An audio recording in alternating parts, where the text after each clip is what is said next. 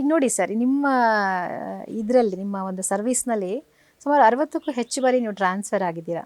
ಯಾಕೆ ಸರ್, ನಿಮ್ಗೆ ಬೇಸರ ಇಲ್ವಾ ಇದ್ರ ಬಗ್ಗೆ?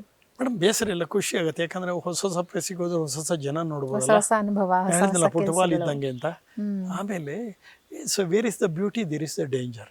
ಒಂದೇ ಕಡೆ ಇದ್ದಷ್ಟು ನಮ್ಗೆ ಪ್ರಾಬ್ಲಮ್ಗಳೇ ಜಾಸ್ತಿ. ಓಕೆ. ಆಮೇಲೆ ಒಂದು ಮೇಡಮ್ ಏನು ಮಾಡ್ಬೋದು, ಮ್ಯಾಕ್ಸಿಮಮ್ ಟ್ರಾನ್ಸ್ಫರ್ ಮಾಡ್ತೀವಿ ಅಂತ ಎದುರಿಸ್ತೀವಿ. ನಾನು ಅದಕ್ಕೆ ರೆಡಿ ಇದ್ದೀನಿ ಅಂದ್ರೆ ಮತ್ತೇನು ಮಾಡೋಕ್ಕಾಗತ್ತೆ.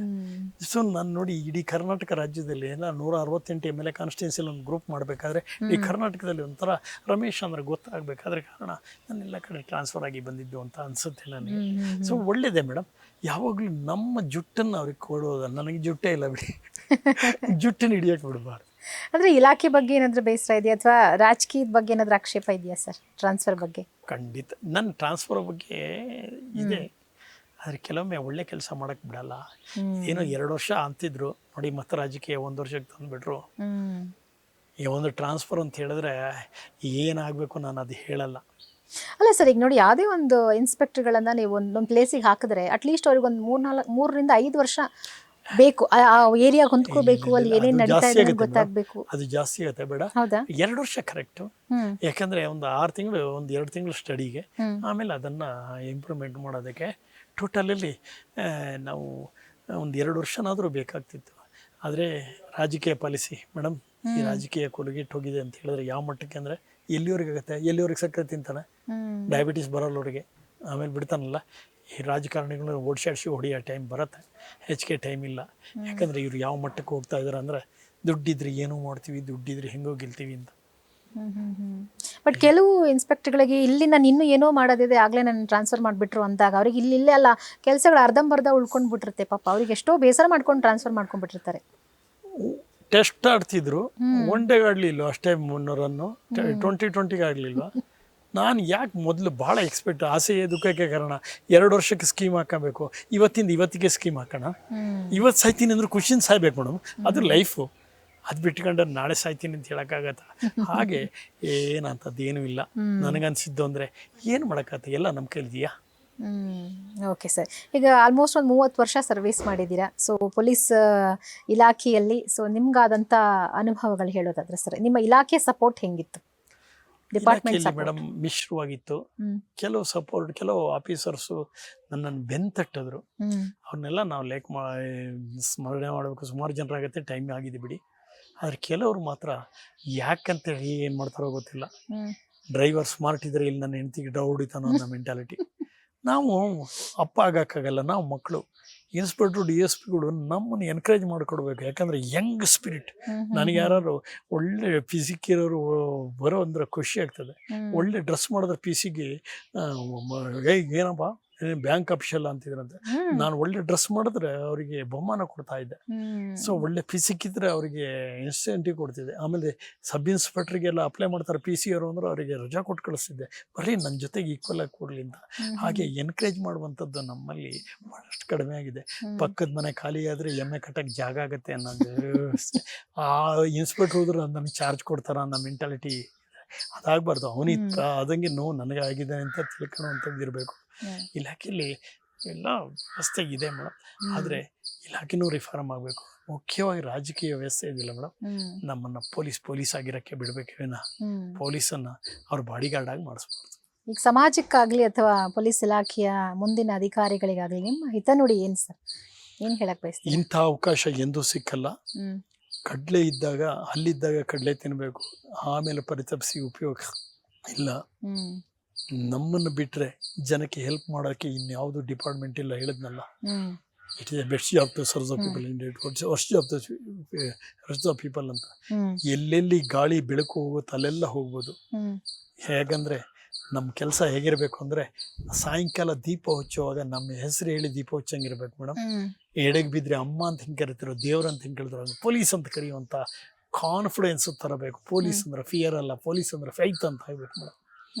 ಆ ರೀತಿಯಾಗಿ ನಮ್ಮ ಮುಂದಿನ ಅಧಿಕಾರಿಗಳು ಹೇಳ್ಕೋಬೇಕು. ಯಾಕಂದರೆ ಜಾತಸ್ಯ ಮರಣಂದ್ರು, ಹುಟ್ಟಿದ ಮನುಷ್ಯ ಹೆಂಗಾರು ಸತ್ತೇ ಸಾಯ್ತಾನೆ, ಅದು ಹಂಗೆ ಸಾಯ್ಬಾರ್ದು, ಹೀಗೆ ಸಾಯ್ಬೇಕು. ಹುಟ್ಟು ಉಚಿತ, ಸಾವು ಖಚಿತ, ಖಚಿತ. ಬದುಕು ಅನಿಶ್ಚಿತ ಅಂತಾರಲ್ಲ, ಅನಿಶ್ಚಿತ ಆಗಬಾರ್ದು. ಹ್ಮ್. ಸಿಸ್ಟಮೆಟಿಕ್ ಇರೋರು ನಿಶ್ಚಿತ ಬದುಕು ಬಿಡ್ತಾರೆ. ಇವತ್ತೇ ಸಾಯ್ತೀನಿ ಅಂತ ಅನೇಕರು ಇಷ್ಟೇ ಗಂಟೆಗೆ ಸಾಯ್ತೀನಿ ಅಂತ ಹೇಳಿ ಸಾಯ್ದವರು ಇದ್ದಾರೆ. ಆ ರೀತಿಯಾಗಿ ಒಂದು ಹೆಮ್ಮೆ ಬದುಕು ಆಗೋಣ ಮೇಡಮ್. ನಾವು ಚಂದ್ರಶೇಖರ್ ಆಜಾದ್, ವಾಸುದೇವ ಬಲವಂತ ಪುಟಕೆ, ಚಂದ್ರಶೇಖರ್ ಆಜಾದ್, ಭಗತ್ ಸಿಂಗ್, ಸುಖದೇವ್, ರಾಜಗುರು ಪುಟಕೆ, ಉಧಮ್ ಸಿಂಗ್, ರಾಜಬೀರ್ ಬೋಸ್, ಅಸ್ಫಾಕ್ ಉಲ್ಲಾ ಖಾನ್, ರಾಮ್ ಪ್ರಸಾದ್ ಬಿಸ್ಮಿಲ್ಲಾ, ಖುದಿರಾಮ್ ಬೋಸ್, ಹೀಗೆ ಸುಚೇಂದ್ರನಾಥ್ ಸೆನ್ನಲ್ ಹಿಂಗೆ ಹೇಳ್ತಾ ಇದ್ರೆ ವೀರ ಸಾವರ್ಕರ್ ಅವಾಗ 1.5 ಗಂಟೆ ಹೇಳ್ತೀನಿ ಮೇಡಮ್. ಆ ಮಹಾತ್ಮರ ತರ ನಮಗೆ ಸ್ವಾತಂತ್ರ್ಯಕ್ಕಾಗಿ ಹೋರಾಡುವಂತ ಅವಕಾಶ ಸಿಕ್ಕಿಲ್ಲ. ಅವರು ಆತ್ಮಾರ್ಪಣೆ ಮಾಡಿ ಗಳಿಸಿದಂಥ ಸ್ವಾತಂತ್ರ್ಯವನ್ನು ಉಳಿಸುವಂತ ಗುರುತರ ಜವಾಬ್ದಾರಿ ನಮ್ಮ ಹೆಗಲ ಮೇಲೆ ಇದೆ ಅಂತ ಎಲ್ಲ ಅಧಿಕಾರಿಗಳು ತಿಳ್ಕೊಬೇಕು ಮೇಡಮ್. ಸ್ವಾತಂತ್ರ್ಯಕ್ಕಾಗಿ 5.5 ಲಕ್ಷ ಜನ ಸಂಪೂರ್ಣ ಆತ್ಮಾರ್ಪಣೆ ಮಾಡಿದ್ದಾರೆ. ಅವರು ಒಂದು ಆತ್ಮಾರ್ಪಣೆ, ಬಲಿದಾನ, ಶ್ರಮ ವ್ಯರ್ಥ ಆಗಬಾರ್ದು. ಅವರ ರಕ್ತಕ್ಕೆ ಬೆಲೆ ಕೊಡಬೇಕು ಮೇಡಮ್. ಅದೇ ನಾನು ಕೇಳೋದು. ಎಸ್ ಸರ್, ಈಗ ಎಲ್ಲೇ ಯಾವುದೇ ಸಭೆ ಸಮಾರಂಭಗಳಿಗೆ ಹೋದ್ರೂ ಕೂಡ ನಿಮ್ಮ ಮಾತುಗಳು ಬಹಳ ನಿರರ್ಗಳವಾಗಿರುತ್ತೆ. ಆ ಮಾತಿನಲ್ಲಿ ಹಿಂದುತ್ವಕ್ಕೆ ಹೆಚ್ಚು ಒತ್ತು ಕೊಡ್ತೀರಾ ಅನ್ನುವಂಥ ಆಪಾದನೆ ಇದೆ. ಸೊ ಬೇರೆ ಧರ್ಮೀಯರಿಗೆ ರಕ್ಷಣೆ ಕೊಡ್ತಾ ಇದೆ ಇಲಾಖೆ ಅವರು ಅನ್ನುವಂಥ ಒಂದು ವರ್ತನೆ ಇದೆ. ಸೊ ಭಯದ ವಾತಾವರಣ ಉಂಟಾಗೋ ಚಾನ್ಸಸ್ ಇರುತ್ತೆ ಸರ್? ಇದೇ ಮೇಡಮ್ ತಪ್ಪಂತ ಹೇಳಿದೆ. ಹಿಂದುತ್ವ ಒಂದು ಭಾರತೀಯತ್ವ. ಮತ್ತೊಂದು ತಿಳ್ಕಳಿ, ಇಂದು ಯೋಗಿಯನ್ನ ಅಪ್ರಿಶಿಯೇಟ್ ಮಾಡೋರು ಸುಮಾರು ಜನ ಇದ್ದಾರೆ. ಯಾಕಂದ್ರೆ ಕಾನೂನು ಒಂದೇ ಪಾರ್ಟಿ ಇಲ್ಲ, ತಪ್ಪು ಯಾರು ಮಾಡಿದ್ರು ಮಾಡ್ತಾರೆ. ಚುಡಾಯಿಸಿದವ್ರಿಗೆ ಹುಡುಗಿನ ಹಿಡಿದು ಎಳೆದು ಅವಳು ವೆಹಿಕಲ್ ಅಲ್ಲಿ ಅಡಿಗಳೇ ಸಿಕ್ಕಂಗೆ ಮಾಡಿದವರು ಮನೆ ಮೇಲೆ ಬುಲ್ಡೋಜರ್ ಓಡಿಸಿದ್ರು. ಒಬ್ಬ ಅವ್ರ ಪಾರ್ಟಿ MLA ಮನೆ ಮೇಲೆ ಬುಲ್ಡೋಜರ್ ಓಡಿಸಿದ್ದಾರೆ. ಅತಿಕ್ ಎಷ್ಟು 1000 ಜನರ ಸಾವಿಗೆ ಕಾರಣ ಆದ. ಇಂಥವ್ರಿಗೆಲ್ಲ ಶಿಕ್ಷೆ ಪಡಿಸಿದ್ ಒಳ್ಳೇದಲ್ವಾ? ನೀವು UP ಸರ್ಕಾರವನ್ನ ಬೆಂಬಲಿಸಿಲ್ಲ, ಮೋದಿಯನ್ನು ಬೆಂಬಲಿಸಿಲ್ಲ. ಕಾಶ್ಮೀರದಲ್ಲಿ ಎಷ್ಟೋ ಜನ. ಒಂದು ತಮಾಷೆ ಗೊತ್ತಾ, ನನಗೆ ಮುಸ್ಲಿಂ ಸಹೋದರರ ಬಗ್ಗೆ ಬಹಳ ಹೆಮ್ಮೆ ಇದೆ. ಎಲ್ಲೂ ಹೋದ್ರೆ ನನಗೆ ಸರ್ ಅಂದ್ರೆ ಸಿಟ್ಟು ಬರುತ್ತೆ, ಸ್ಲೇವ್ ಐ ರಿಮೇನ್ ಅಂತ. ಅಣ್ಣ ಅಂದ್ರೆ ಖುಷಿ ಆಗುತ್ತೆ. ನನ್ನ ಮುಸ್ಲಿಂ ಸಹೋದರರ ರಮೇಶ್ ಭಯ್ಯ ಅಂತ ಹೇಳಿ ಬರ್ತಿದ್ರು.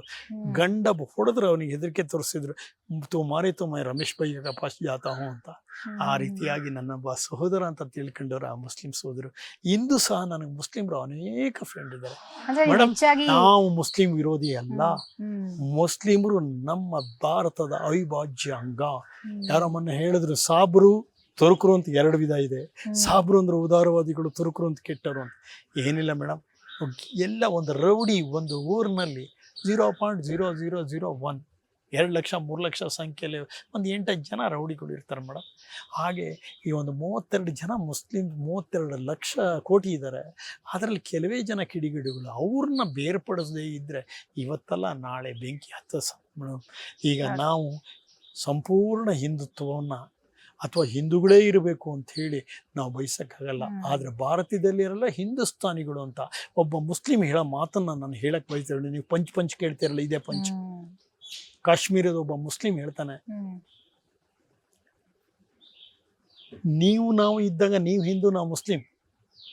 ಆದರೆ ಒಬ್ಬ ಈ ಪಾಕಿಸ್ತಾನಿ ಬಂದಾಗ ನಾವು ಹಿಂದೂಸ್ತಾನಿ, ಅವನು ಪಾಕಿಸ್ತಾನಿ. ಯಾಕಂದ್ರೆ ಪಾಕಿಸ್ತಾನದವನು ಒಬ್ಬ ಬಾಂಬ್ ಹಾಕಿದ್ರೆ ಬರೀ ಹಿಂದೂಗಳು ಮಾತ್ರ ಸಾಯಿಲ್ಲ, ಇಲ್ಲ ಹಿಂದೂ, ಕ್ರಿಶ್ಚಿಯನ್, ಪಾರ್ಸಿ ಎಲ್ಲರೂ ಸಾಯ್ತಾರೆ ಅಂತ. ಇನ್ನೊಬ್ಬ ಈ ಮುಸ್ಲಿಂ ಸಹೋದರ ಹೇಳ್ತಾನೆ, ಜಿಸ್ ಮಾತಾ ಕೆ ಪುತ್ರ ಕೆ ಬಾಹು ಮೇ ತಾಕತ್ ಹೈ ಉಸ್ ಮಾತಾ ಕೆ ಚುನ್ರಿ ಚುನೆ ಕೆ ಲಿಯೆ ಹಿಮ್ಮತ್ ಕೋಯಿ ನಹೀ ಕರ್ತಾ ಅಂತ. ಹಾಗೆ ಬಹಳಷ್ಟು ಜನ ಇದ್ದಾರೆ ಮೇಡಮ್. ಆ ಒಳ್ಳೆಯವ್ರನ್ನ ಆರಿಸಿ ಅವ್ರನ್ನ ಮುಂಚೂಣಿಗೆ ತರೋಣ. ಈ ನಖ್ವಿ ಅವರು ಇವರು ಸುಮಾರು ಜನ ಇದ್ದಾರೆ.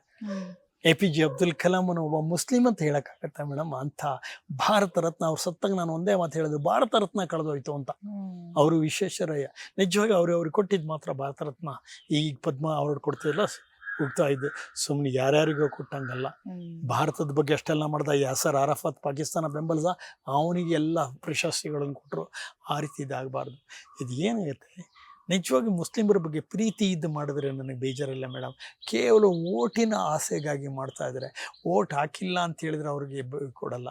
ಈಗ ಒಂದು ಪ್ರಶ್ನೆ ಕೇಳಲ್ಲ, 50 ಲಕ್ಷ ಜನ ಇರುವಂಥ ಜೈನರು ಅಲ್ಪಸಂಖ್ಯಾತರಲ್ಲ, 1 ಕೋಟಿ ಇರುವಂಥ ಬೌದ್ಧರಲ್ಲ, 2 ಕೋಟಿ ಇರುವಂಥ ಸಿಖ್ರಲ್ಲ, 5 ಕೋಟಿ ಇರುವಂಥ ಕ್ರಿಶ್ಚಿಯನ್ರಲ್ಲ, 32 ಕೋಟಿ ಇರುವಂಥ ಮುಸ್ಲಿಮ್ಸ್ ಹೇಗೆ ಅಲ್ಪಸಂಖ್ಯಾತರಾಗ್ತಾರೆ ಹೇಳಿ ನೋಡೋಣ?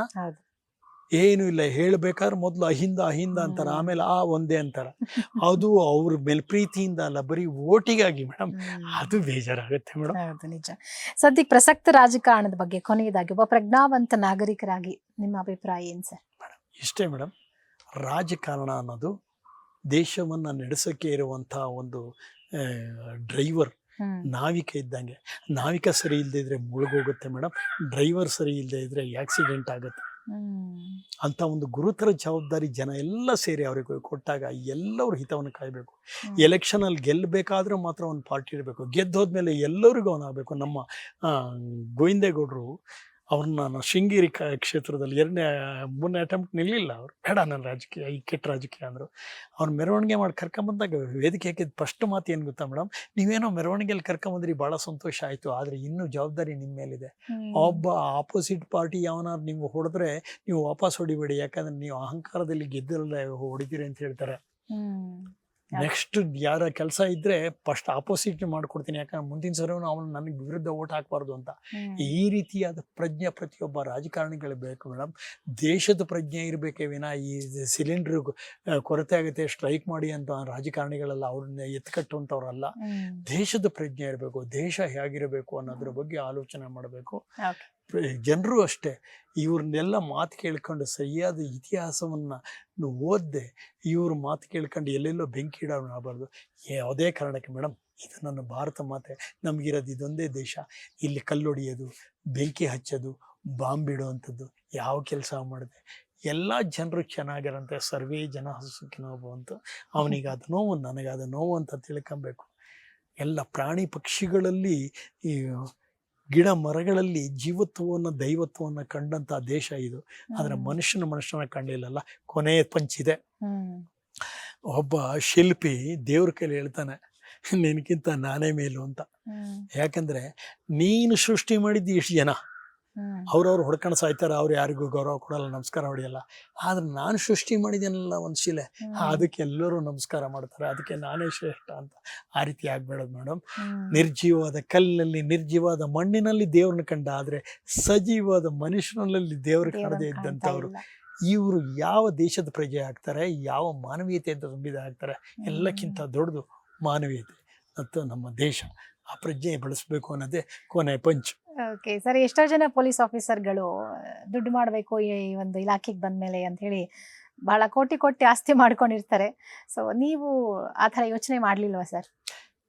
ಮೇಡಮ್, ಕೆಲವೊಮ್ಮೆ ನೈತಿಕತೆ ಅಂತಿದ್ದಾಗ ನಮಗೆ ನಾವು ಹರಿಶ್ಚಂದ್ರ ಅಂತಲ್ಲ ಕೊಟ್ಟಿದ್ದು ತಾಂಡಿದೀವಿ. ಆದರೆ ಕೆಲವರು ಇವನ್ ತಗೊಳಲ್ಲ ಅಂತ ತಿಳ್ಕೊಂಡು ಕೊಡ್ಲೂ ಇಲ್ಲ, ಬೇಜಾರಿಲ್ಲ ಮೇಡಮ್. ಬಪ್ಪುದು ತಪ್ಪುದು ಬಾರದು ಬರೋದು, ಇರುವ ಭಾಗ್ಯವನೆನ್ನೋದು ಬಾರ ನೆಂಬುದು ಬಿಡೋ ಹರ್ಷಕ್ಕಿದೆ ದಾರಿ ಮಂಕುತಿಮ್ಮ. ದಾನೆ ಬಾನೆ ಮೇಲೆ ಲಿಕ್ಕ ಹೇ ಪಾನೆ ವಾಲೆ ಕಾ ನಾಮ್. ಸೊ ಪೊಲೀಸ್ನವ್ರು ಹೇಳ್ತಾರೆ, ತಮಾಷೆ ಮಾಡಿದ್ದು, ದಾನೆ ಪಾನೆ ಮೇಲೆ ಲಿಕ್ಕ ಹೇ ಪೈಸಾ ಮೇಲೆ ಲಿಕ್ಕ ಹೇ ಪಾನೆ ವಾಲೆ ಕಾ ನಾಮ್ ಅಂತ. ನಮ್ಗೆ ಎಷ್ಟು ಸಿಕ್ಕಿದ್ರು ಖುಷಿ ಆಗತ್ತೆ ಕೊಡೋನಿಗೆ, ಅದಕ್ಕೆ ನೋಡಿ ತಗೊಳ್ಬೇಕು ಮೇಡಮ್. ಇದ್ರ ಬಗ್ಗೆ ಇನ್ನೊಂದು ದಿವಸ ಕೇಳಿದ್ರೆ, ನಾನು ಲಂಚ ಅಂದ್ರೆ ಕೊಟ್ಟಿದ್ದು ದುಡ್ಡು ಲಂಚ ಅಲ್ಲ. ನೀವು ನೆಗಡ್ದಾಗ ನಿಮ್ಗೆ ಸೀಟ್ ಕೊಟ್ರೆ ಅದು ಲಂಚನೇ, ಬರೀ ದುಡ್ಡಲ್ಲ. ಸೊ ದುಡ್ಡು ಯಾಕೆ ತಾಣಕ್ ಮಾಡಿದೆ ಅಂದ್ರೆ ಅದನ್ನು ಒಳ್ಳೆ ಕತೆ ಇದೆ ಮೇಡಮ್. ಮನುಷ್ಯ ಭೂಮಿಗೆ ಬಂದಾಗ ಬಹಳ ಪ್ರಾಮಾಣಿಕವಾಗಿ ವಿಶ್ವ ಮಾನವನಾಗಿ ಬರ್ತಾನೆ. ಬೆಳೀತಾ ಸಂಕುಚಿತವಾಗಿ ಬರ್ತಾರೆ. ಗಿಡಗಳು ಬೆಳೆಯುವಾಗ ಹುಟ್ಟುವಾಗ ದೂರ ಇದ್ರು, ಬೆಳೆಯುವಾಗ ಸೇರ್ಕೊಂತವೆ ಮೇಡಮ್. ಮನುಷ್ಯ ಹುಟ್ಟುತ್ತಾ ತಾಯಿ ಮಕ್ಕಳು, ಬೆಳೀತಾ ನಾಯಿ ಮಕ್ಕಳು ಆಗ್ತದೆ. Okay sir, thank you so much. ಬಹಳ ಸುದೀರ್ಘವಾದಂತಹ ನಿಮ್ಮ ಜರ್ನಿಯ ಬಗ್ಗೆ ಬಹಳಷ್ಟು ವಿಚಾರಗಳನ್ನ ಶೇರ್ ಮಾಡ್ಕೊಂಡ್ರಿ. ಕೇಳ್ತಾ ಇದ್ರೆ ಮೈ ರೋಮಾಂಚನ ಆಗುತ್ತೆ. ಆ ದೃಶ್ಯಗಳು ಕಣ್ಮುಂದೆ ಬಂದಾಗಿತ್ತು. ನಿಮ್ಮ ಸರ್ವಿಸ್ ನಿಮಗೆ ತೃಪ್ತಿ ತಂದಿದೆ ಅಂತ ಹೇಳಿದ್ರಿ. ಸೊ ಇನ್ನು ಮುಂದಿನ ನಿವೃತ್ತಿಯ ಜೀವನಗಳು ಬಹಳ ಸಂತೋಷದಾಯಕವಾಗಿರ್ಲಿ ಅಂತ ಹಾರೈಸ್ತಾ, ಥ್ಯಾಂಕ್ ಯು ಸೊ ಮಚ್ ಕಾರ್ಯಕ್ರಮದಲ್ಲಿ ಭಾಗಿಯಾಗಿದ್ದಕ್ಕೆ. ನಿವೃತ್ತಿ ಅಲ್ಲ, ವಿಶ್ರಾಂತ ಜೀವನ ಮೇಡಮ್. ನಿವೃತ್ತಿಯ ಜೀವನ, ವಿಶ್ರಾಂತ ಜೀವನ, ವಿಶ್ರಾಂತಿ. Okay sir, thank you so much. ನಿಮ್ಮ ಟಿವಿಗೆ ಬಹಳಷ್ಟು ಧನ್ಯವಾದಗಳು ಮೇಡಮ್. ಯಾಕಂದ್ರೆ ನನ್ನ ಮನದಾಳದ ಮಾತುಗಳನ್ನ ಸಮಾಜಕ್ಕೆ ಒಂದು ಯಾರಿಗಾರು ಪ್ರೇರಣೆ ಆಗ್ಲಿ, ಇಲ್ಲದೆ ಇದ್ರೂ ಪರವಾಗಿಲ್ಲ, ಎಲ್ಲರಿಗೂ ಸಹಿ ಆಗಬೇಕಿಲ್ಲ, ನನಗೆ ಇರೋದೆಲ್ಲ ಹೊರಗಿಟ್ಟಿದ್ದೀನಿ. ನಮ್ಮ ಶ್ರೇಯೋಭಿಲಾಷಿಗಳಾದರೆ ಸ್ವೀಕಾರ ಮಾಡ್ತಾರೆ, ತಪ್ಪಿದ್ರೆ ತಿಂತಾರೆ, ಇಲ್ಲದಿದ್ರೆ ಏನೂ ಮಾಡೋಕ್ಕಲ್ಲ. ಯಾಕಂದ್ರೆ ದಿನಕರ ದೇಸಾಯಿ ಕಾಣೋದಿಲ್ಲ. ಅವರವರ ಮನದಂತೆ ಅವರ ಭಾವನೆಯು ಬೇರೆ.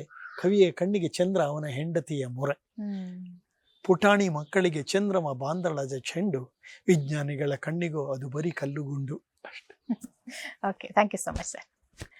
ಎಸ್, ನೋಡೋದಲ್ಲ ವೀಕ್ಷಕರೇ, ಇದಾಗಿತ್ತು ಇವತ್ತಿನ ವಿಶೇಷ. ಮತ್ತಷ್ಟು ಅಪ್ಡೇಟ್ ಸುದ್ದಿಗಳಿಗಾಗಿ ನೋಡ್ತಾ ಇರಿ ಸ್ಪೀಡ್ ನ್ಯೂಸ್ ಕನ್ನಡ.